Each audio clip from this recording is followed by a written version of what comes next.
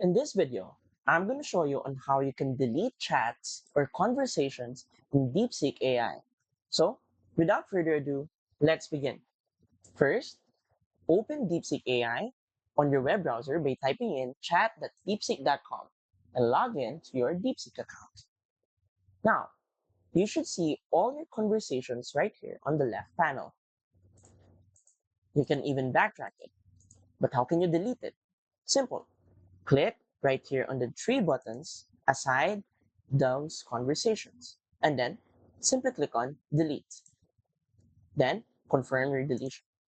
But what do you do if you want to delete all of your conversations entirely? Then here's what you're going to do. Go to the bottom left on your profile and click on settings. Then go to data and then click on delete all chats. Once you confirm this deletion, all your chats, everything will be deleted. And that's it. So if you find this video helpful and want to support our channel, feel free to use the affiliate link given in the video description. Thanks for watching, and I will see you in my next video.